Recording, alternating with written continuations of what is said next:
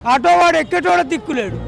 అయ్యా పాంచన్ అవ్వ పాంచన్ ఎక్కువ అంటే మాకు ఉత్స బస్సు ఉంది అద్దయ్య మాకు అని అనబట్టు అదేనా మళ్ళీ లెక్క.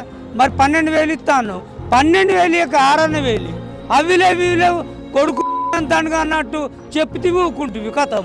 మరి ఏంది ముచ్చట? నువ్వు అత్తివి ఇదంటివి అదంటివి హామీలు లేవు, నా బొచ్చు లేదు పోడలేదు.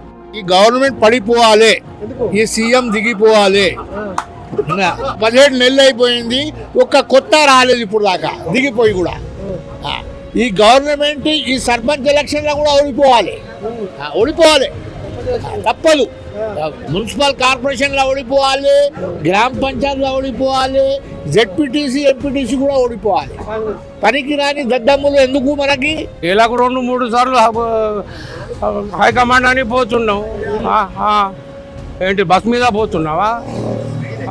అన్ని ఖర్చులు అవి గవర్నమెంటే భరించాలే కదా. మరి ఎందుకు అది అవసరమా? ఊకే ఏమన్నా అంటే అధిష్టానం పోయి తెలుసుకొని అట్లా నువ్వు ఏం సీఎం నువ్వు సీఎం ఉన్నప్పుడు నువ్వు పర్సనల్ డిసిషన్ తీసుకోవాలి. ప్రతిదానికి నేను పోయి అధిష్టానాన్ని అడిగేస్తా అంటే అది పద్ధతి కాదు కదా. బిడ్డలకు బంగారం ఇస్తానన్నాడు, బల్లె చదువుకునేటోళ్ళకు కూటీలు ఇస్తానన్నాడు, కూటి కొని ఇస్తాన్నాడు, అన్ని ఇస్తానన్నాడు. మరి ఒక్క పిల్లగానికి ఇచ్చిండు, ఒక పిల్లకి ఇచ్చిండు ఆ కూటీలు. ఏ చదువు ఏ బల్లి ఇచ్చిండు, ఏ ఊళ్ళు ఇచ్చిండు, ఎక్కడిచ్చిండు తెలియదు ఇక మాకైతే.